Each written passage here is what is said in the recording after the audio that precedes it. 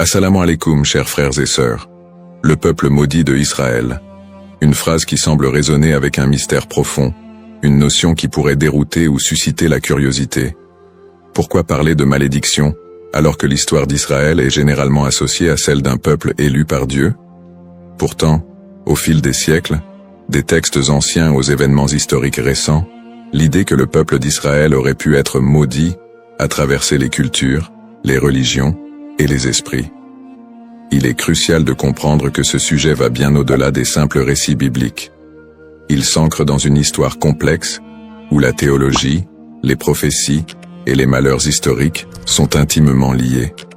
Cette notion de malédiction trouve son écho dans les croyances populaires, mais aussi dans des interprétations religieuses et culturelles, parfois mal comprises.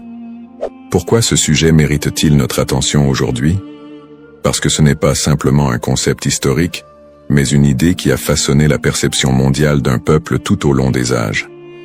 Pour bien saisir la portée de cette notion, il est indispensable de remonter aux sources historiques et religieuses, de comprendre le contexte dans lequel ces croyances ont émergé, et de démêler les faits des mythes. Le terme de peuple maudit a souvent été utilisé dans divers contextes pour parler du peuple d'Israël, mais que signifie-t-il réellement? Dans la Bible, en particulier dans l'Ancien Testament, les relations entre le peuple hébreu et Dieu sont parfois marquées par des promesses de bénédiction, mais aussi des avertissements de malédiction en cas de désobéissance. Dans le livre du Deutéronome par exemple, Dieu promet des bénédictions à Israël s'ils obéissent à ses commandements, mais il y a également des malédictions redoutables s'ils s'en écartent. Parmi ces malédictions, on trouve des prophéties qui parlent d'exil, de souffrance et de dispersion à travers le monde.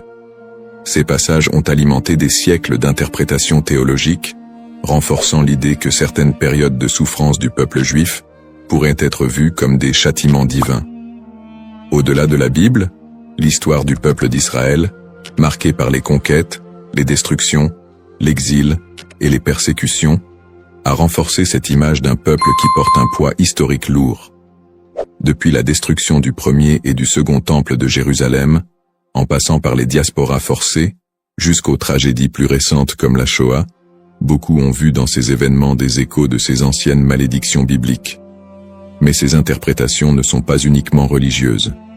Elles se sont parfois transformées en idéologie politique et sociale. La perception négative et les stéréotypes autour du peuple juif au cours de l'histoire ont souvent renforcé cette idée de malédiction, parfois utilisée pour justifier des discriminations et des persécutions. La notion de peuple maudit a ainsi été instrumentalisée à travers les siècles. Avant de commencer cette vidéo, n'oubliez pas de liker cette vidéo, car cela nous donne beaucoup de force pour continuer à partager du contenu bénéfique. Et je vous invite à vous abonner à notre chaîne et d'activer la cloche de notification pour rester informé de nos prochaines publications sur la foi islamique. Merci et bonne vidéo. L'objectif de cette vidéo est d'analyser et de comprendre cette idée complexe et souvent mal interprétée de peuple maudit. Quelles en sont les racines historiques, religieuses et sociales? Comment a-t-elle évolué au fil du temps, et pourquoi est-elle encore parfois utilisée pour expliquer des événements tragiques dans l'histoire du peuple juif? Alors, restez avec moi jusqu'à la fin pour découvrir cela. Si vous avez des questions ou des commentaires en cours de route, n'hésitez pas à les laisser en bas. J'apprécie beaucoup vos retours. Allons-y. Au cours de cette vidéo, nous allons explorer les textes religieux qui évoquent cette malédiction, en particulier la Bible et d'autres écrits anciens. Revisiter les grandes étapes de l'histoire d'Israël, de l'époque biblique jusqu'à nos jours, pour comprendre comment ces événements ont pu renforcer cette idée dans les esprits. Discuter des interprétations théologiques de ces malédictions, et comment elles ont été perçues par différentes religions et cultures à travers le monde. Démystifier cette notion en explorant les aspects symboliques et les récupérations idéologiques qui ont façonné cette image négative. Cette exploration vous permettra de comprendre les tenants et aboutissants de cette idée profondément enracinée dans l'histoire de l'humanité. Il est important de ne pas se laisser emporter par des idées simplistes, mais de creuser la profondeur de ce concept pour en dégager des vérités historiques et spirituelles. Origine d'Israël. L'histoire du peuple israélite débute avec les récits bibliques de la Genèse, où Dieu promet à Abraham, un patriarche hébreu, qu'il deviendra le père d'une grande nation. Cette promesse divine est le point de départ de la formation du peuple d'Israël. Selon la tradition, Abraham, Isaac, son fils, et Jacob, son petit-fils, sont les ancêtres directs de ce peuple, souvent appelés les patriarches. Jacob, après avoir lutté avec un ange, reçoit de Dieu un nouveau nom, Israël, et ses descendants sont appelés les Israélites. Le livre de l'Exode raconte l'histoire de la libération du peuple hébreu de l'esclavage en Égypte sous la direction de Moïse. C'est un moment fondamental dans l'histoire d'Israël, où Dieu scelle une alliance avec les Israélites au mont Sinaï. Dieu y remet les 10 commandements à Moïse, posant ainsi les bases des lois morales et religieuses qui guideront le peuple élu. Cette alliance est une promesse de protection divine en échange de l'obéissance aux lois de Dieu. À partir de là, Israël se constitue progressivement en nation, après la conquête de la terre promise sous Josué. Cette période est marquée par des hauts et des bas, alors que les Israélites tentent de rester fidèles à leur alliance avec Dieu. Toutefois, au fil des siècles, leur histoire est ponctuée d'infidélités religieuses, de guerres et de conquêtes par d'autres puissances, ce qui engendrera l'accomplissement de certaines prophéties de malédiction. Les prophéties et les malédictions. Dans l'Ancien Testament, en particulier dans le Deutéronome, Dieu fait à Israël des promesses de bénédiction conditionnelles à leur fidélité, mais également des avertissements de malédiction en cas de désobéissance. Le chapitre 28 du Deutéronome est l'un des textes clés qui évoque les conséquences potentielles de l'infidélité. Dieu promet prospérité et paix si le peuple respecte ses commandements, mais des malédictions terribles en cas de rébellion. Les malédictions incluent des catastrophes naturelles, des défaites militaires, des maladies, et finalement, l'exil et la dispersion parmi les nations étrangères. Parmi les prophètes qui ont développé cette idée de malédiction, Ézéchiel et Jérémie sont 2 figures centrales. Ézéchiel, actif pendant l'exil babylonien, insiste sur le lien entre l'exil du peuple et leur transgression.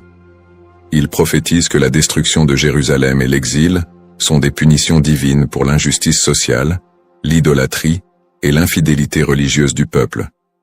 Toutefois, il apporte aussi un message d'espoir. Après le châtiment, un retour et une restauration sont possibles si le peuple se repent. Jérémie, qui vécut également durant la chute de Jérusalem en 586 avant Jésus-Christ, avertit constamment le peuple des malheurs à venir s'il ne se détourne pas de l'idolâtrie et des injustices. Il prophétise la destruction imminente du temple de Jérusalem et l'exil des Judéens en Babylonie. Dans Jérémie 25, il annonce que cette période d'exil durera 70 ans, après quoi Dieu permettra leur retour. Ces prophéties sont souvent vues comme des annonces de malédiction qui pèsent sur Israël en raison de son infidélité à l'alliance. Cependant, elles sont également porteuses d'un espoir de rédemption, promettant que si le peuple retourne à Dieu, il retrouvera sa place privilégiée. Une autre dimension importante des malédictions dans l'Ancien Testament concerne le temple de Jérusalem. La destruction du premier temple par les Babyloniens en 586 avant Jésus-Christ, puis la destruction du second temple par les Romains en 70 après Jésus-Christ, sont vus comme des châtiments pour la désobéissance du peuple. Ces événements ont renforcé l'idée d'un peuple souffrant sous le poids de la malédiction divine. Persécutions historiques. L'histoire du peuple d'Israël est marquée par une série de persécutions et d'exils, souvent perçues à travers le prisme des malédictions bibliques. Le premier grand exil, celui de Babylone, survient après la destruction du premier temple en 586 avant Jésus-Christ. Par la suite, les Babyloniens déportent une grande partie des habitants de Juda, ce qui marque le début d'une longue période de diaspora. Après un retour partiel en terre d'Israël et la reconstruction du temple, les siècles suivants ne sont pas exempts de nouvelles épreuves. La période hellénistique, marquée par les conquêtes d'Alexandre le Grand, puis la domination romaine, amène son lot de tensions religieuses et politiques. Le peuple juif subit de nouvelles persécutions, notamment sous l'occupation romaine. La destruction du Second Temple en 70 après Jésus-Christ par les Romains, sous l'empereur Titus, est un moment charnière dans l'histoire d'Israël. Cet événement marque le début de la grande diaspora, alors que le peuple juif est dispersé dans tout l'Empire romain et au-delà. La révolte de Bar Kokhba, en 135 après Jésus-Christ, aboutit à une nouvelle défaite et à un exil encore plus massif. À partir de ce moment, les Juifs deviennent un peuple sans terre, vivant en exil, souvent en minorité, et subissant de nombreuses discriminations et persécutions. Durant le Moyen-Âge, en Europe et dans le monde islamique, les Juifs font souvent l'objet de suspicions, de discriminations légales, et parfois de pogroms violents. Les croisades, notamment, voient des massacres de communautés juives en Europe. Les expulsions des Juifs d'Espagne, en 1492, et du Portugal en 1497, sont d'autres exemples de persécutions qui renforcent cette idée de malédiction.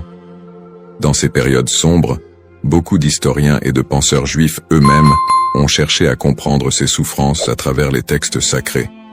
Pour certains, ces malheurs étaient perçus comme la continuation des malédictions prononcées dans l'Ancien Testament. Pourtant, ces périodes de souffrance ne sont pas uniquement interprétées comme des châtiments divins, mais aussi comme des épreuves à travers lesquelles le peuple d'Israël serait purifié ou préparé à une rédemption future.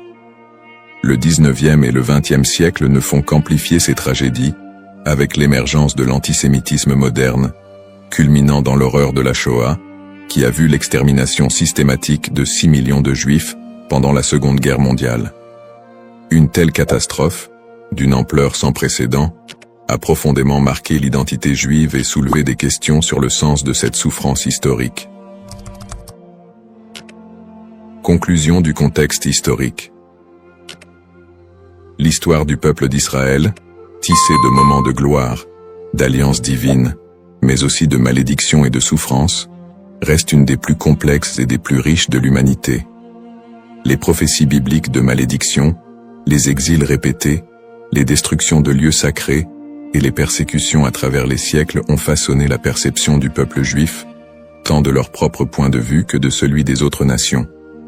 Le concept de peuple maudit, les bases théologiques, l'idée de malédiction dans les textes religieux, en particulier dans la tradition judéo-chrétienne, est un concept riche et complexe.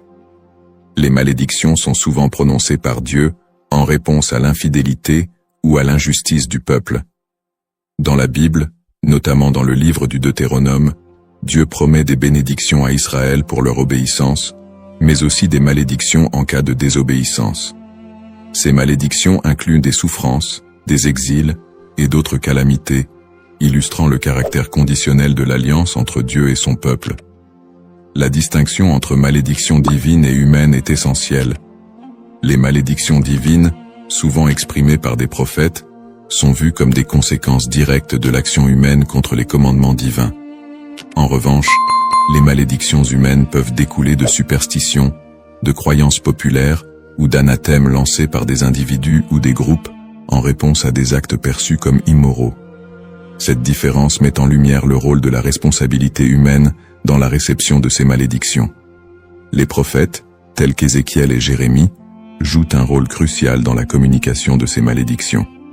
Leur message souligne que ces châtiments ne sont pas simplement des expressions de colère divine, mais des appels à la repentance et à la restauration. Ce cadre théologique souligne que les malédictions ne sont pas définitives, et que le retour à la foi peut conduire à des bénédictions renouvelées. Malédiction et mythe. La notion de malédiction attachée au peuple d'Israël a donné lieu à de nombreuses interprétations populaires et mythes au cours des siècles. Dans les traditions chrétiennes et islamiques, des récits sur le peuple juif ont souvent été associés à des idées de punition divine. Ces interprétations, parfois teintées d'hostilité, ont conduit à la propagation de stéréotypes négatifs. Historiquement, des récits de malédiction ont été utilisés pour justifier des persécutions contre les Juifs. Par exemple, l'idée que le peuple juif a été maudit en raison de la crucifixion de Jésus a été utilisée pour alimenter l'antisémitisme. Ces interprétations ont pris racine dans des contextes sociopolitiques où le peuple juif était perçu comme un bouc émissaire, lors de périodes de crise ou de bouleversements sociaux. La manière dont ces malédictions ont été comprises et transmises à travers les siècles a également façonné les perceptions collectives du peuple juif. Les récits de souffrance et de malédiction ont souvent été amalgamés dans la culture populaire, créant un imaginaire collectif qui persiste jusqu'à aujourd'hui. Cette dynamique entre malédiction et mythe a ainsi contribué à la stigmatisation du peuple juif à travers l'histoire. Analyse moderne. Dans le contexte moderne, le concept de peuple maudit a pris des formes variées et a été réinterprété sous différents angles. L'antisémitisme historique, qui a trouvé ses racines dans ces idées de malédiction, demeure une réalité dans de nombreuses sociétés. Les stéréotypes associés à la malédiction continuent d'alimenter des préjugés, parfois de manière insidieuse, dans le discours contemporain. Cependant, avec l'essor des mouvements de droits civiques et des études critiques sur l'antisémitisme, il y a eu une tentative de déconstruire cette notion de malédiction. Des intellectuels et des théologiens contemporains cherchent à recontextualiser les récits bibliques en mettant en avant le message de rédemption et de justice qui les sous-tend. L'idée que les souffrances du peuple juif sont uniquement le résultat de la malédiction divine est de plus en plus contestée, au profit d'une approche qui valorise la résilience et l'identité culturelle du peuple juif. De plus, dans le cadre des dialogues interreligieux, il est crucial de dépasser les interprétations qui associent la souffrance à une malédiction éternelle. Les traditions religieuses sont de plus en plus appelées à collaborer pour combattre les préjugés et promouvoir la compréhension mutuelle. Dans ce contexte, le concept de malédiction est réévalué, non pas comme une fatalité, mais comme une occasion de réflexion sur les injustices sociales et historiques. En somme, le concept de peuple maudit est profondément ancré dans l'histoire religieuse et culturelle. Il invite à une réflexion sur la manière dont les textes sacrés et les croyances ont été interprétés à travers les âges, souvent avec des conséquences tragiques.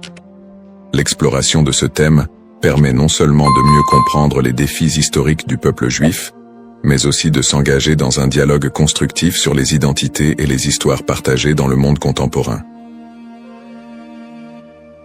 La diaspora et les épreuves du peuple juif vit en diaspora. La diaspora juive, qui a débuté avec l'exil babylonien au VIe siècle avant JC, a été marquée par une série de défis sans précédent. Une fois dispersé à travers le monde, le peuple juif a dû naviguer dans des environnements souvent hostiles. Les communautés juives ont fait face à des persécutions, à des migrations forcées et à la ghettoisation, qui ont toutes contribué à forger leur identité collective. Dans de nombreux pays, les Juifs étaient considérés comme des étrangers, souvent sujets à la méfiance et à la stigmatisation. Dans l'Europe médiévale, par exemple, ils étaient fréquemment accusés de diverses calamités, comme la peste noire, et ont été victimes de violences antisémites. Les Juifs étaient souvent contraints de vivre dans des quartiers séparés, appelés ghettos, où leur liberté était limitée. Cette ghettoisation a servi à isoler les communautés juives, créant un environnement d'exclusion qui a renforcé les stéréotypes négatifs. Les migrations forcées ont également eu un impact considérable sur la vie juive en diaspora. Des expulsions massives, comme celle des Juifs d'Espagne en 1492, ont conduit à une dispersion rapide vers des régions comme l'Empire ottoman, le nord de l'Afrique et plus tard les Amériques. Ces déplacements ont souvent été motivés par des conditions de vie insupportables et des menaces physiques, mais ils ont également permis aux Juifs de préserver et d'adapter leur culture dans de nouveaux contextes. Malgré ces défis, les communautés juives ont réussi à maintenir leurs traditions et à s'adapter aux réalités locales. Elles ont développé des réseaux de solidarité, créant des institutions éducatives et religieuses pour assurer la transmission de leur héritage culturel et spirituel. Cette résilience face à l'adversité est une caractéristique marquante de l'expérience juive en diaspora. Les pogroms et l'Holocauste. Les pogroms, qui ont commencé en Europe à partir du IXe siècle, illustrent la violence persistante à laquelle les Juifs ont été confrontés. Ces émeutes violentes, souvent encouragées par des autorités locales, ont mené à des massacres, à des pillages et à des destructions de synagogues. Un des pogroms les plus connus est celui de Kitchinev en 1903, qui a entraîné la mort de dizaines de Juifs et laissé des centaines d'autres blessés. Le XXe siècle a vu la tragédie de l'Holocauste, un génocide qui a coûté la vie à 6 millions de Juifs pendant la Seconde Guerre mondiale. Les nazis ont systématiquement exterminé les Juifs européens, mettant en place des camps de concentration et d'extermination. Malgré ces persécutions violentes, de nombreuses histoires de survie émergent, mettant en lumière le courage et la détermination du peuple juif. Des groupes de résistance, des réseaux de sauvetage et des actes de bravoure individuels témoignent de la volonté de maintenir l'humanité et la dignité face à l'inhumanité. L'Holocauste a laissé une empreinte indélébile sur la mémoire collective juive. Les survivants ont dû reconstruire leur vie dans un monde souvent indifférent à leurs souffrances. Cette tragédie a également catalysé des mouvements politiques qui ont conduit à la création de l'État d'Israël en 1948, un point tournant dans l'histoire juive moderne. Lutte pour l'identité et la terre promise. Les épreuves subies par le peuple juif en diaspora ont profondément influencé son identité collective. Face à l'adversité, une identité juive résiliente a émergé, mêlant traditions séculaires, pratiques religieuses et un sentiment d'appartenance à une histoire commune. Cette lutte pour la survie a également renforcé un lien indéfectible avec la terre d'Israël, considérée comme la terre promise dans la tradition juive. Ce lien a été ravivé tout au long de l'histoire, notamment lors des mouvements sionistes du XIXe et du XXe siècle, qui ont cherché à établir un foyer national juif en Palestine. Pour de nombreux juifs, la terre d'Israël représente non seulement un lieu géographique, mais également un symbole de liberté, d'identité et d'unité. Les événements tragiques de l'histoire juive, comme l'Holocauste, ont également renforcé l'urgence de cette quête, suscitant un mouvement pour un retour à la terre d'Israël. En somme, l'expérience de la diaspora a été marquée par des défis extrêmes, mais aussi par une résilience remarquable. Les persécutions, les pogroms et l'Holocauste ont non seulement laissé des cicatrices, mais ont également façonné une identité juive forte, ancrée dans une histoire partagée et un attachement profond à la terre d'Israël. Ce processus de formation de l'identité juive, en réponse aux épreuves, continue de jouer un rôle crucial dans la vie des Juifs du monde entier aujourd'hui. Le retour en Israël et l'État moderne, sionisme et création de l'État d'Israël. Le mouvement sioniste, qui a émergé à la fin du XIXe siècle, constitue un tournant majeur dans l'histoire juive moderne. À cette époque, les Juifs d'Europe étaient confrontés à une montée de l'antisémitisme et à des conditions de vie précaires, notamment en Russie et en Europe de l'Est. Ces difficultés ont suscité un besoin pressant d'un foyer national. Theodor Herzl, considéré comme le père du sionisme politique, a articulé cette aspiration dans son livre L'État juif, 1996, où il propose la création d'un État juif en Palestine comme réponse à l'antisémitisme rampant. Le sionisme a pris plusieurs formes, allant du sionisme politique de Herzl à des visions plus socialistes et culturelles, comme celles de figures comme David Ben-Gourion et Ahad Ha'am. Le premier congrès sioniste a eu lieu à Bâle, en 1897, où les participants ont décidé de promouvoir l'établissement d'un foyer national juif en Palestine par des moyens diplomatiques et légaux. À la suite de la déclaration Balfour de 1917, dans laquelle le gouvernement britannique a exprimé son soutien à l'établissement d'un foyer national juif en Palestine, le mouvement sioniste a gagné en légitimité. Cependant, la réalité sur le terrain était complexe. La Palestine était alors habitée par une majorité arabe qui a vu l'immigration juive comme une menace pour ses droits et ses terres. Cette situation a semé les graines des conflits futurs. Après la Seconde Guerre mondiale et l'Holocauste, qui a décimé la population juive d'Europe, le besoin d'un refuge sécurisé a été accentué. En 1947, l'Assemblée générale des Nations unies a voté pour diviser la Palestine en deux États, un juif et un arabe. Les leaders juifs ont accepté le plan, mais les dirigeants arabes l'ont rejeté. Le 14 mai 1948, David Ben-Gourion a proclamé l'indépendance de l'État d'Israël, ce qui a entraîné la première guerre israélo-arabe. En dépit de l'opposition régionale, Israël a réussi à établir un État et à absorber un grand nombre de réfugiés juifs du monde entier, notamment des survivants de l'Holocauste. Conflit moderne. Depuis sa création, l'État d'Israël a été plongé dans une série de conflits régionaux qui ont souvent été alimentés par des tensions ethniques et religieuses.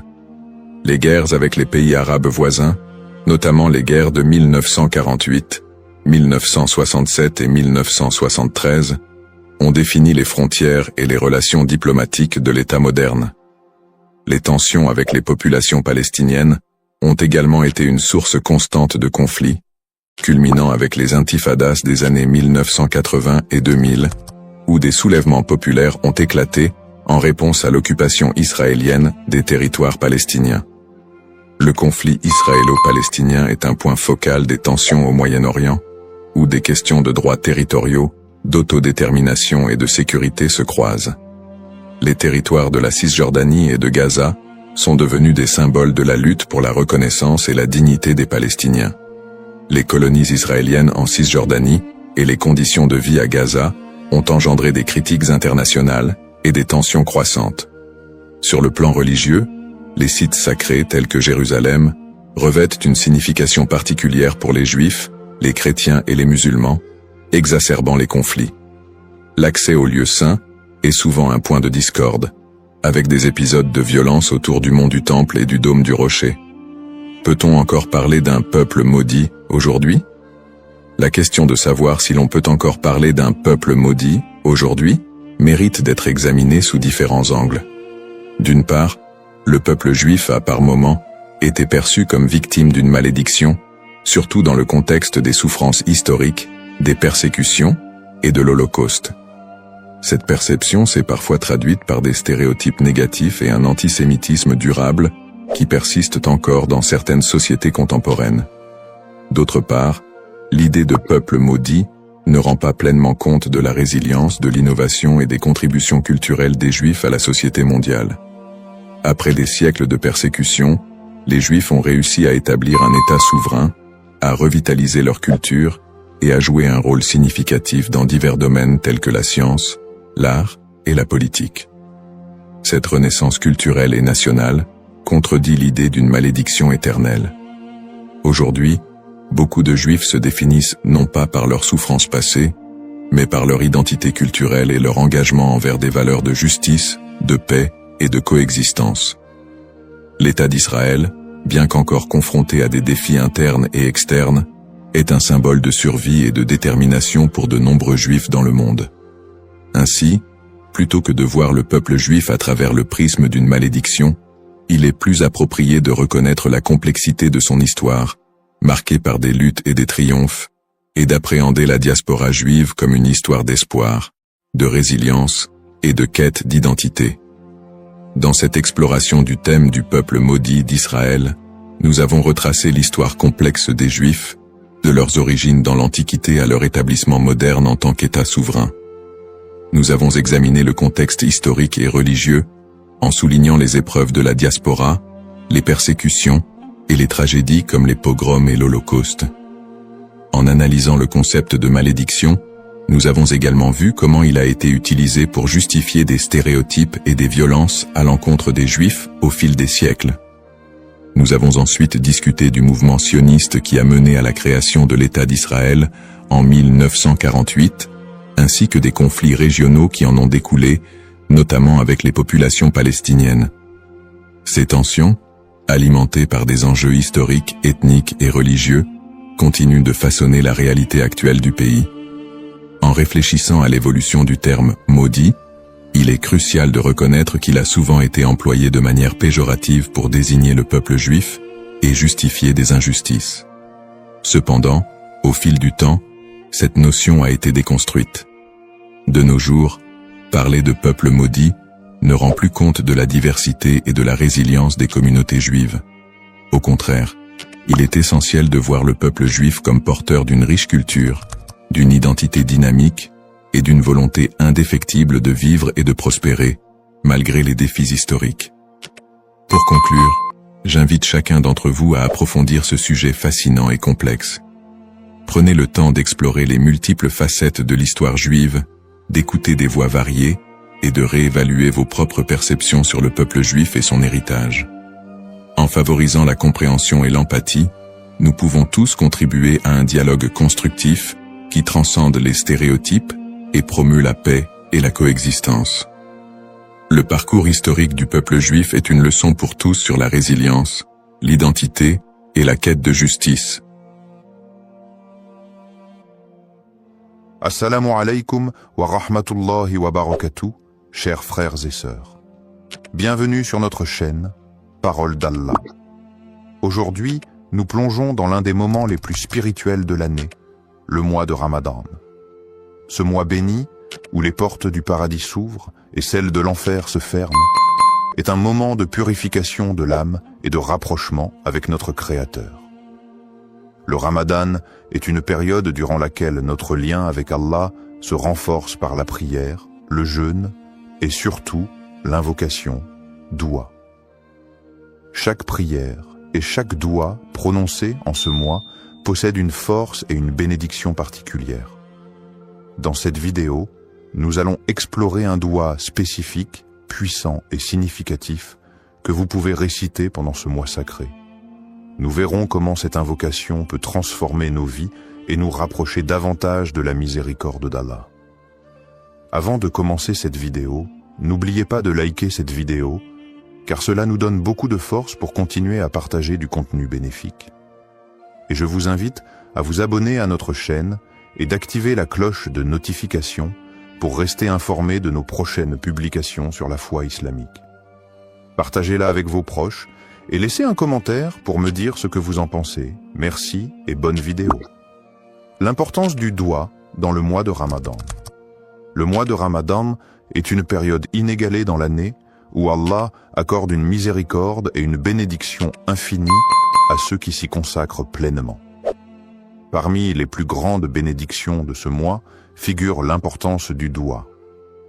En effet, le prophète Muhammad, paix et bénédiction sur lui, a dit « Il y a 3 personnes dont l'invocation n'est jamais rejetée.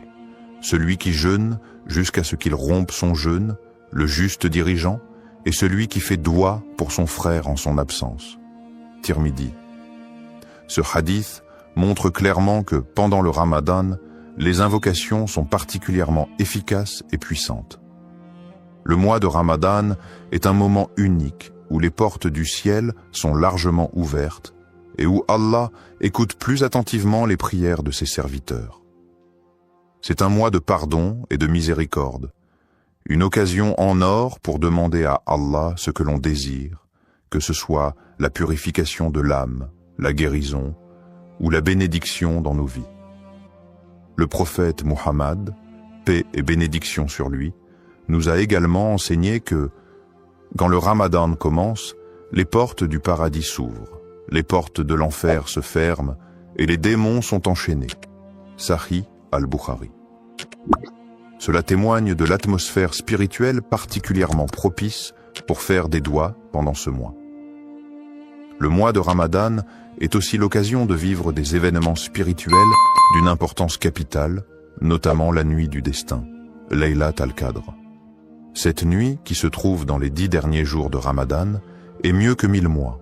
Le Coran dit « La nuit du destin est meilleure que 1000 mois ». Sourate al-Qadr, 97, 3.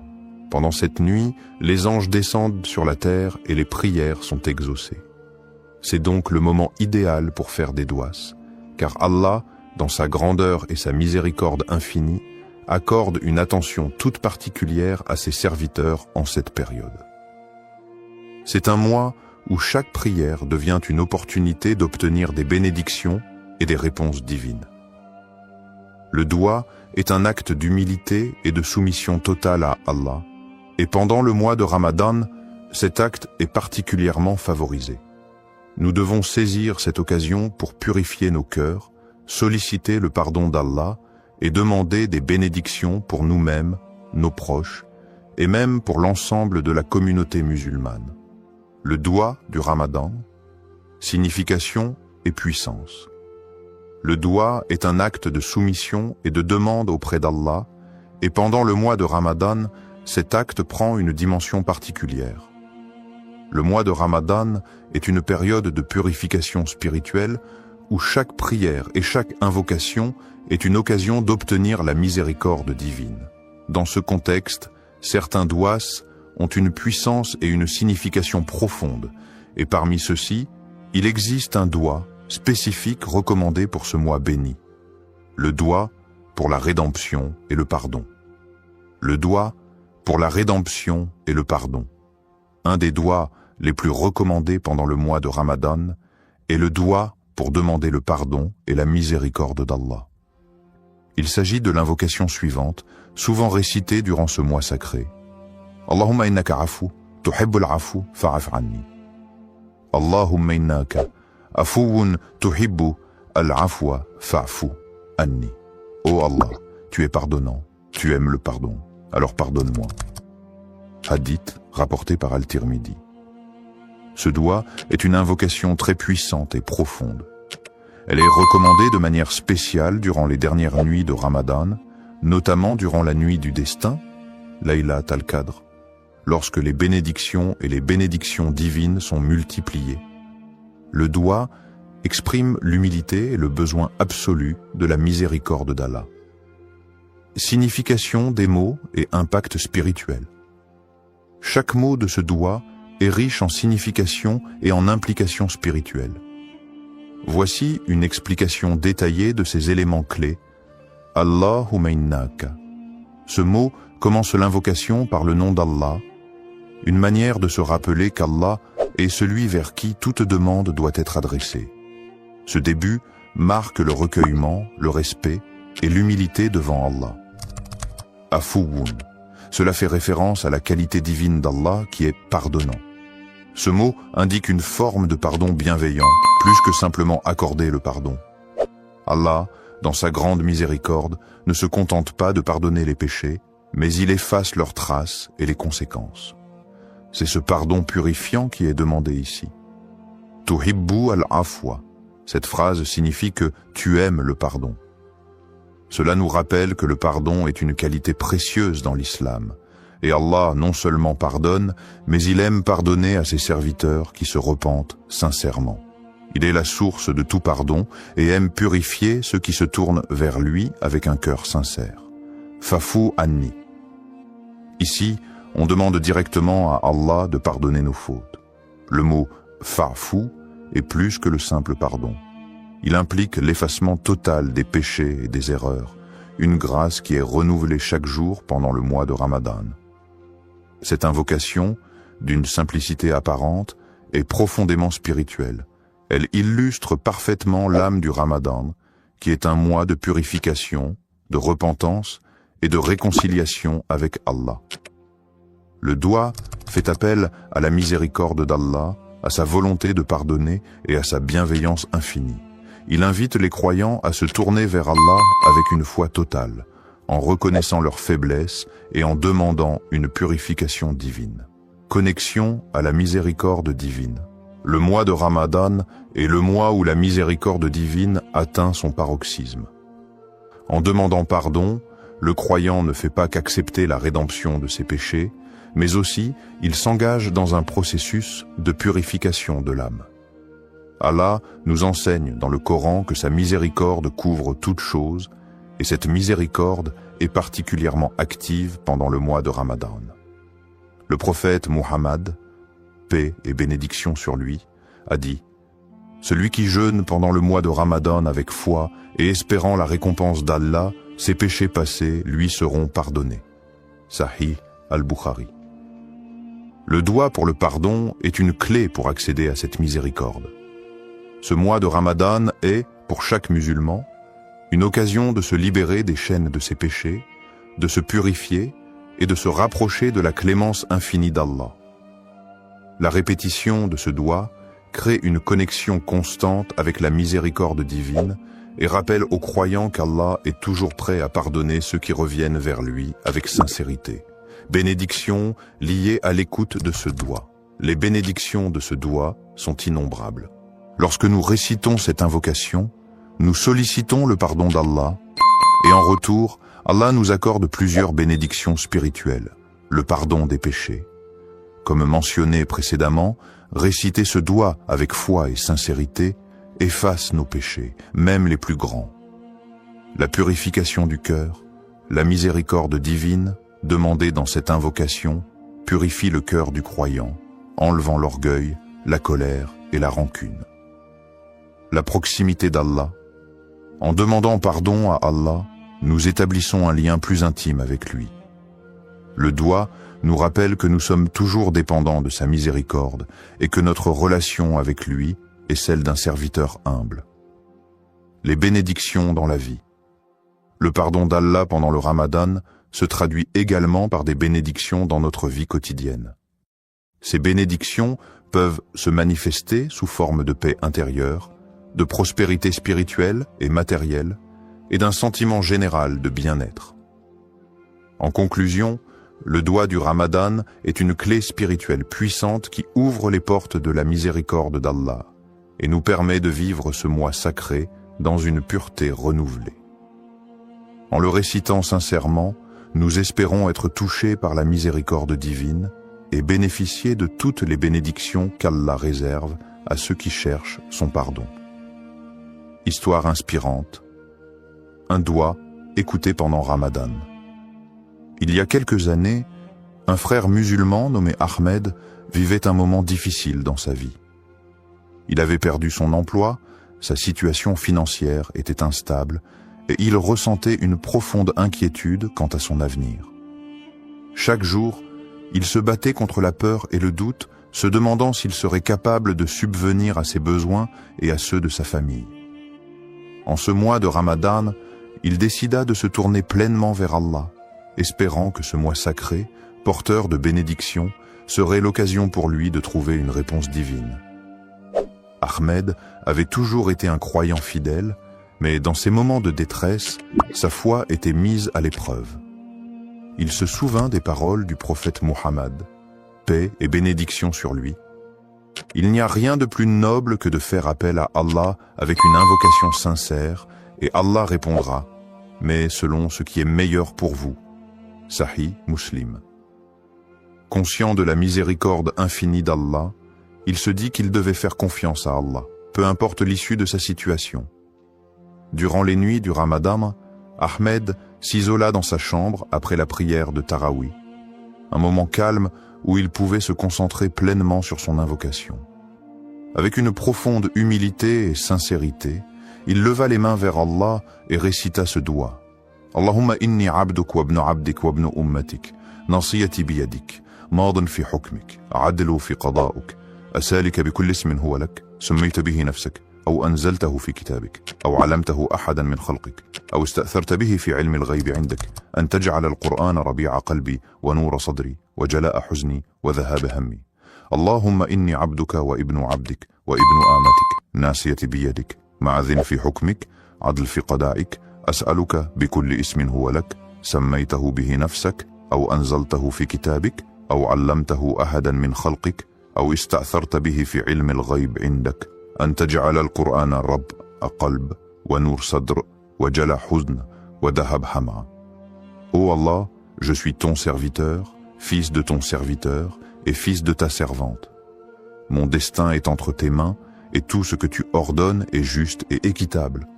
Je te demande, par tous les noms qui t'appartiennent, que tu as révélé dans ton livre ou enseigné à l'un de tes créatures, ou gardé dans le secret de ton savoir divin, que le Coran devienne le printemps de mon cœur, la lumière de ma poitrine, la guérison de ma tristesse et la disparition de mon souci. Cette invocation, exprimant une demande de guérison spirituelle, de paix intérieure et de bénédiction dans la vie d'Ahmed, marqua un tournant dans son Ramadan. Il répéta ce doigt avec une foi inébranlable, se rappelant que Ramadan est le mois où les portes de la miséricorde d'Allah sont largement ouvertes. Chaque mot de l'invocation résonnait profondément dans son cœur, et il ressentait une connexion spéciale avec Allah pendant ces moments de solitude. Les jours passaient, Et bien que la situation extérieure d'Ahmed ne changeait pas immédiatement, il ressentait une paix intérieure qu'il n'avait pas connue depuis longtemps. Il continuait à faire des douas, mais ce sentiment de tranquillité le guidait dans ses prières et ses supplications. Un soir, après une prière de Tarawih particulièrement émotive, il reçut un appel inattendu. C'était un ancien collègue qui lui proposait une opportunité de travail, une offre bien plus avantageuse que celle qu'il avait perdue. Non seulement cette offre répondait à ses besoins matériels, mais elle offrait également une chance de croître et de se rapprocher de ses valeurs spirituelles. Cela lui rappela instantanément le hadith du prophète Mohammed, paix et bénédiction sur lui. Quand Allah aime un serviteur, il l'éprouve. Sahih al-Bukhari. Il se rendit compte que cet emploi n'était pas simplement une solution à ses soucis, mais aussi une forme de réponse divine à ses supplications. Au-delà de l'aspect matériel, Ahmed ressentait dans son cœur une profonde gratitude envers Allah. Il se rappela que, bien que sa demande n'ait pas été exaucée immédiatement dans la forme qu'il avait anticipée, la réponse de Dieu était parfaite.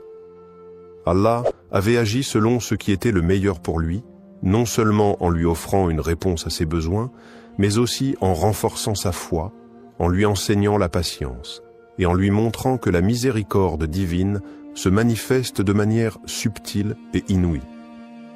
Cette expérience marqua un tournant spirituel dans la vie d'Ahmed. Il comprit que chaque doua, même si la réponse n'est pas immédiate ou n'est pas conforme à nos attentes, est écoutée par Allah. Parfois, la réponse vient sous une forme différente de ce que nous imaginons, mais elle est toujours en accord avec ce qui est le mieux pour nous. Ce Ramadan, il apprit à se remettre complètement entre les mains d'Allah, à faire confiance à son plan, et à voir chaque épreuve comme une occasion d'approfondir sa foi. L'histoire d'Ahmed nous rappelle que chaque doua, pendant Ramadan, est un acte de foi, une forme de soumission à Allah. Parfois, les bénédictions ne sont pas visibles tout de suite, mais elles sont toujours présentes, enveloppées dans la sagesse et la miséricorde d'Allah.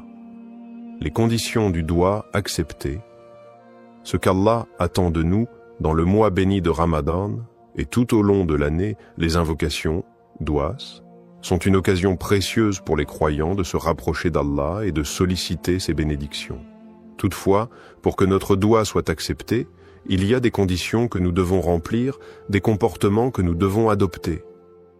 Allah, dans sa miséricorde infinie, répond à nos prières, mais cette réponse dépend souvent de la sincérité de notre cœur et de notre engagement envers lui.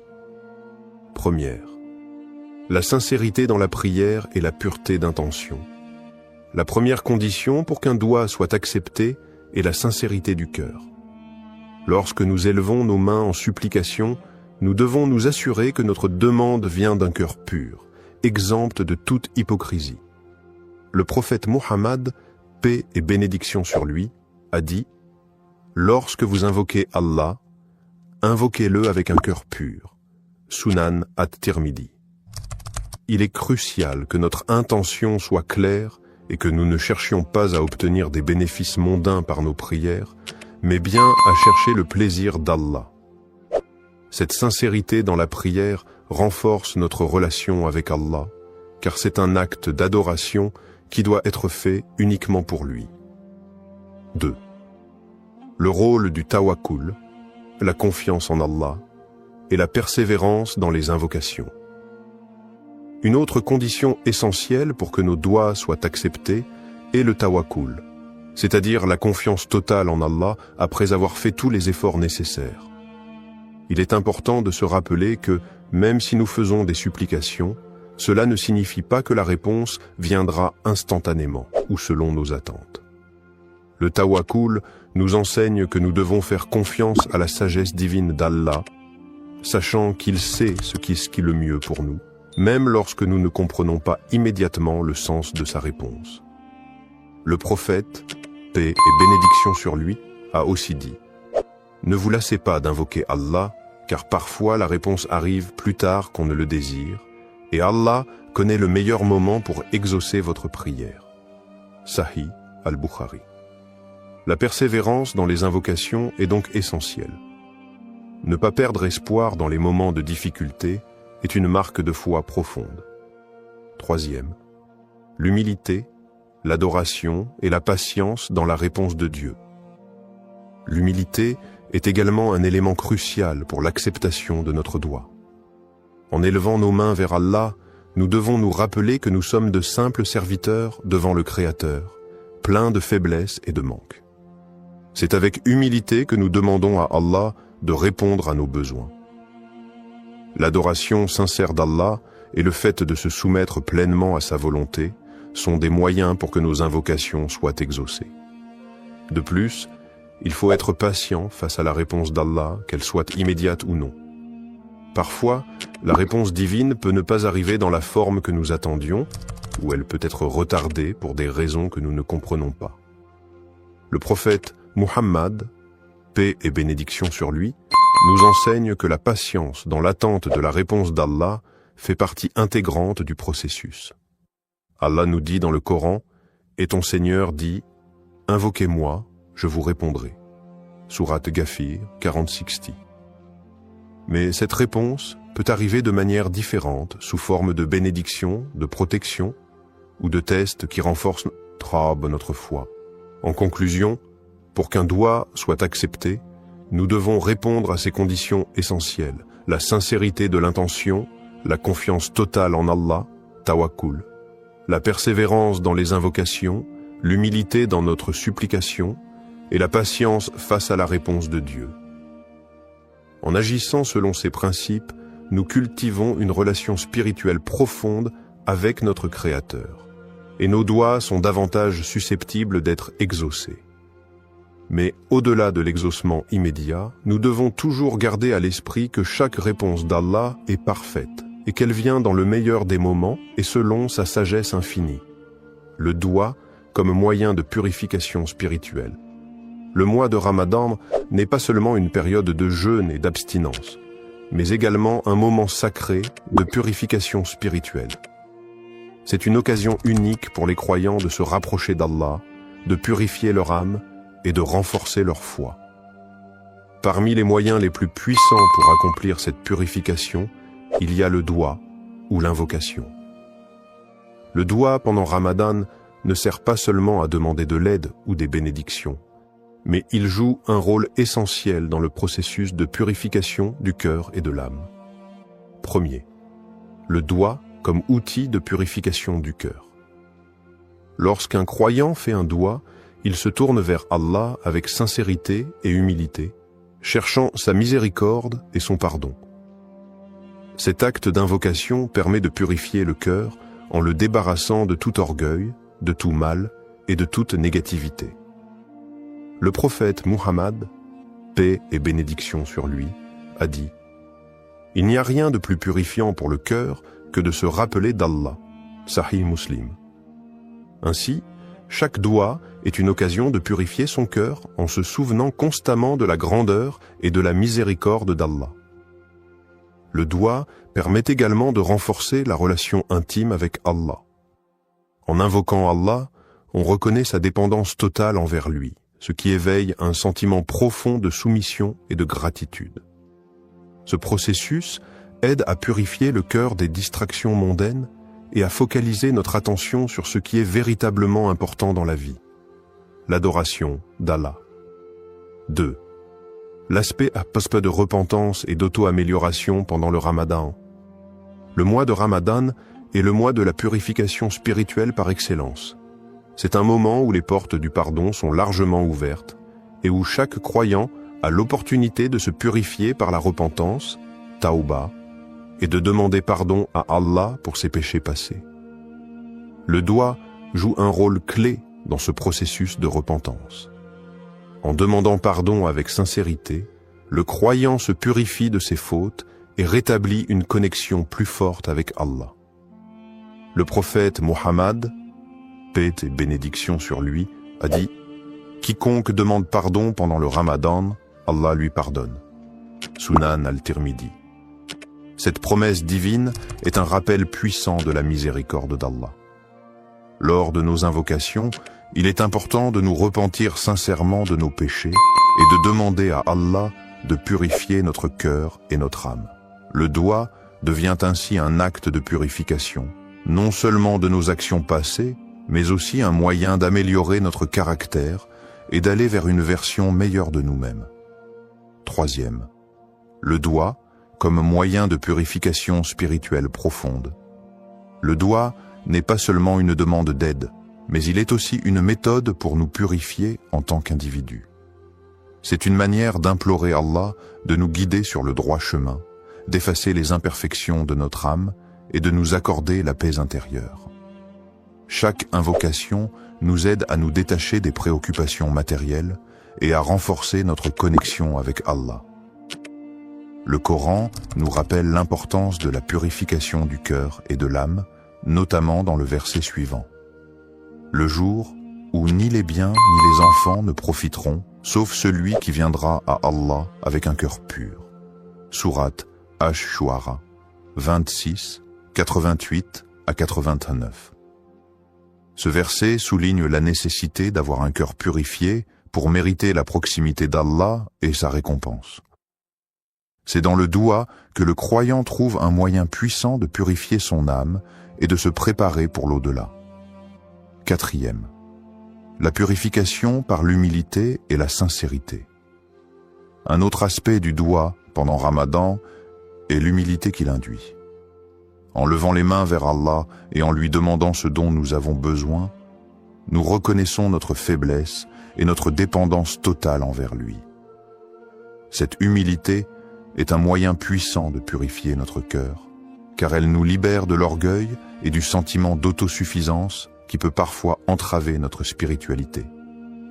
Le prophète, paix et bénédiction sur lui, a dit « Celui qui est humble pour Allah, Allah l'élèvera. » Sahih Muslim.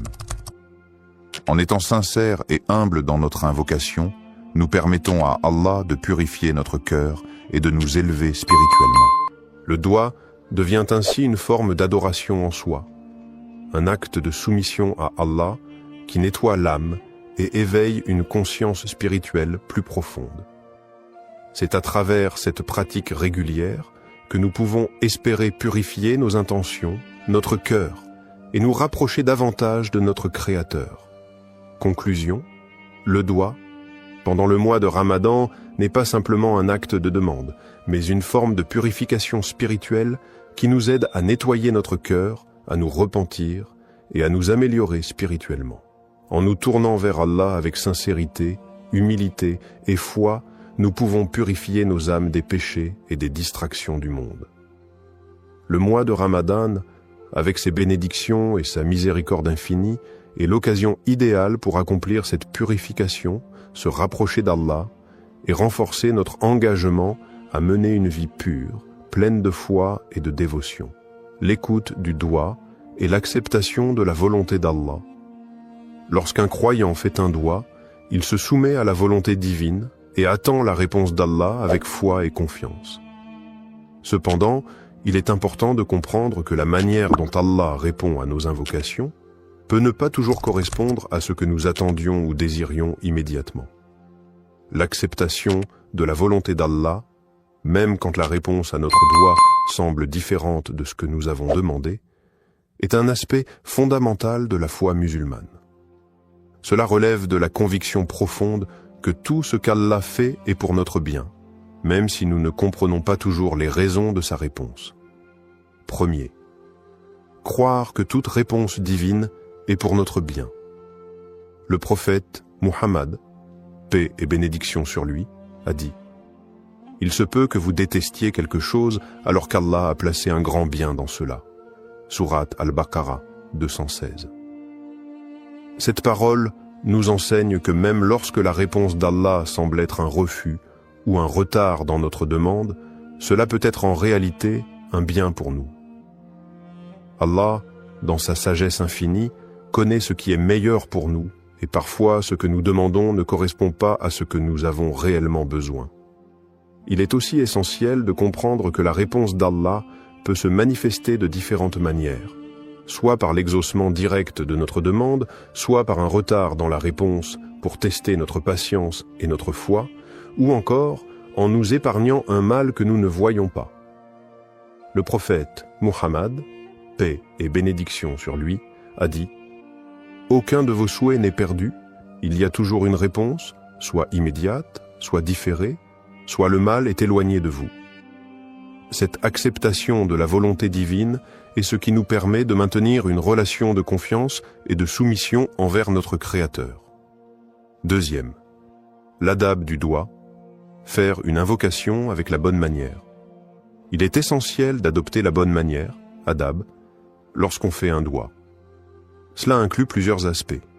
Faire preuve de sincérité, se tourner vers Allah avec humilité et respecter les moments propices pour invoquer, tels que les heures de la nuit, le vendredi ou pendant le mois de Ramadan. Le prophète, paix et bénédiction sur lui, a recommandé de commencer chaque doigt par des louanges pour Allah et des prières sur le prophète, puis de présenter notre demande avec dévouement et foi. La patience est également une partie essentielle de l'adab du doigt. Ne pas être pressé de recevoir une réponse immédiate et accepter que la réponse d'Allah arrive au moment qu'il a jugé bon est une forme de respect envers la sagesse divine. Il est aussi important de ne pas abandonner la prière, même si la réponse semble tarder. Le prophète, paix et bénédiction sur lui, a dit « L'invocation d'un croyant est toujours exaucée, tant qu'il ne se lasse pas et ne dit pas « J'ai prié, mais je n'ai pas eu de réponse ». Sahih Muslim.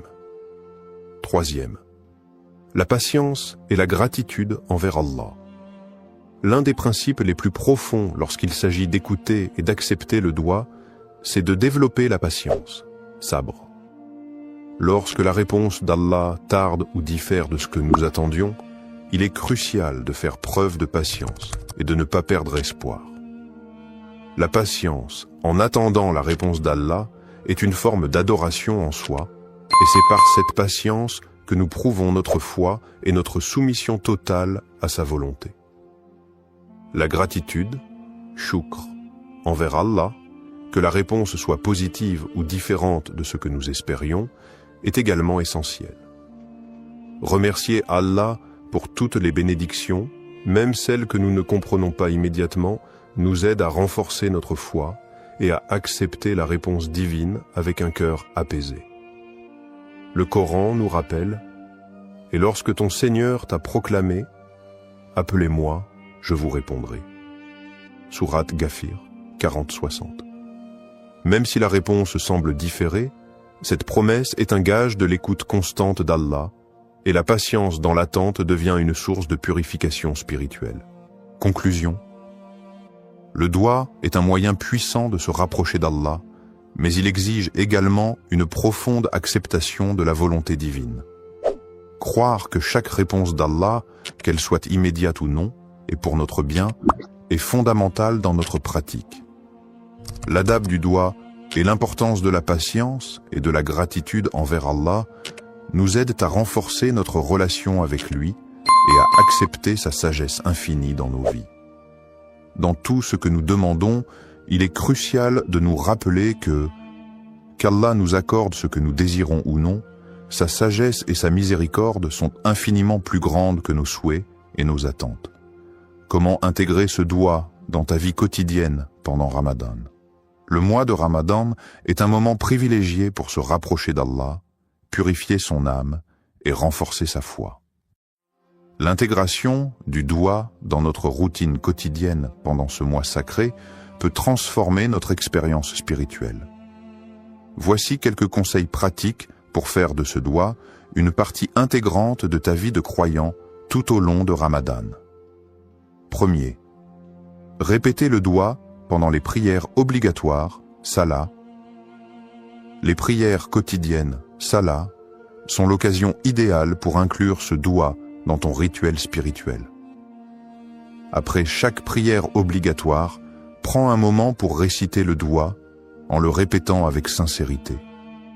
Cela te permettra de renforcer ta connexion avec Allah à travers une prière structurée, tout en ayant l'opportunité de méditer sur chaque mot du doigt. Le mois de Ramadan avec ses moments de tranquillité et de concentration spirituelle, est une période où tes prières peuvent être plus profondes et plus significatives. Ne limite pas ce doigt à des moments précis. Chaque salat est une occasion de répéter cet appel à la miséricorde divine. Plus tu répètes le doigt avec dévotion, plus tu t'imprègnes de ses significations profondes. 2. Intégrer le doigt dans tes moments de recueillement. Outre les prières obligatoires, les moments de recueillement tels que le tahajjud, prière de la nuit, le duha, prière du matin, ou même la période du fajr, avant l'aube, sont des occasions parfaites pour formuler ce doigt. Pendant ces moments de tranquillité, où l'esprit est plus apaisé, tu peux te concentrer pleinement sur les paroles que tu prononces et les émotions qu'elles suscitent. Ces moments de solitude avec Allah permettent de formuler des invocations sincères et réfléchies. Pendant Ramadan, profite de ces instants pour faire du doigt une pratique régulière et utilise chaque prière pour renforcer ton lien avec Allah. Le doigt pendant le tahajjud, en particulier, est une supplication qui est souvent exaucée, car ce moment est un des plus propices pour obtenir la miséricorde divine. 3. Méditer sur les significations profondes du doigt. Il est important de ne pas simplement réciter le doigt mécaniquement, mais de méditer sur les mots et leur signification. Lorsque tu récites ce doigt, prends le temps de réfléchir sur chaque phrase. Quel impact spirituel a chaque mot? Comment cela résonne-t-il avec ta situation personnelle, tes luttes, tes espoirs et tes désirs spirituels? Par exemple, en méditant sur les mots de demande de pardon et de miséricorde, tu peux comprendre combien ces qualités d'Allah sont immenses et comment elles affectent ta vie quotidienne. Chaque phrase de ce doigt peut être une opportunité d'introspection. L'important est de ne pas se contenter de la répétition, mais de vivre chaque mot avec une intention claire, ouverte à la guidance d'Allah. 4. Utiliser des moments de transition dans la journée pour répéter le doigt. Au-delà des prières formelles, utilise les moments de transition de ta journée pour intégrer ce doigt. Cela peut être pendant le temps que tu passes à la maison entre les prières, ou même lorsque tu fais des tâches quotidiennes. Par exemple, pendant que tu prépares le repas pour le suhour ou l'iftar, profite de ces instants pour répéter ce doigt dans ton cœur. Ces petites invocations pendant les activités quotidiennes peuvent renforcer ta présence spirituelle et te rappeler la bénédiction du mois de Ramadan. 5. Implique la famille et les proches dans l'invocation. Ramadan est aussi un mois de partage et de renouveau spirituel en famille et en communauté. Encourage ta famille, tes amis ou tes proches à faire le doigt ensemble. Lorsque vous êtes réunis pour l'iftar ou pour une prière en groupe, intégrez le doigt dans ce moment collectif. Cela peut renforcer l'effet spirituel du doigt, non seulement pour toi, mais aussi pour ceux qui t'entourent. Conclusion. Le mois de Ramadan offre une occasion en or pour renforcer notre relation avec Allah, et intégrer ce doigt dans ta routine quotidienne est une manière puissante de vivre pleinement ce mois sacré. Que ce soit pendant les prières formelles, les moments de recueillement personnel, ou même dans les petites actions de la vie quotidienne, chaque instant est une opportunité de se rapprocher d'Allah. En méditant sur les significations du doigt et en l'intégrant à toutes les facettes de ta vie, tu t'ouvres à la miséricorde d'Allah et tu renforces ta foi, faisant de ce mois un moment véritablement transformateur. Conclusion et appel à l'action. Le mois de Ramadan est une opportunité unique de se rapprocher d'Allah, de purifier notre cœur et de renforcer notre foi. Le doigt que nous avons exploré aujourd'hui est un moyen puissant d'attirer la miséricorde divine et de recevoir les bénédictions qu'Allah nous accorde généreusement pendant ce mois sacré. Je t'encourage à inclure ce doigt dans ta vie quotidienne pendant Ramadan, à le réciter avec sincérité et concentration, et à méditer sur ses significations profondes. Fais de ce doigt une partie intégrante de tes prières et de tes moments de recueillement. que ce mois sacré soit une occasion de purification et de renouvellement spirituel. Si cette vidéo t'a inspiré, partage-la avec tes proches, ta famille et tes amis. Invite-les à intégrer ce doigt dans leur vie aussi, pour que nous puissions tous bénéficier de la miséricorde infinie d'Allah. N'oublie pas que, même lorsque nous ne voyons pas immédiatement les résultats, Allah est toujours proche de nous et sa réponse est toujours pour notre bien. Pendant ce mois béni, confie-toi à Allah, persévère dans tes invocations et sois assuré que sa miséricorde englobe tout. Que cette période de Ramadan soit remplie de lumière, de paix et de bénédiction pour toi et tes proches.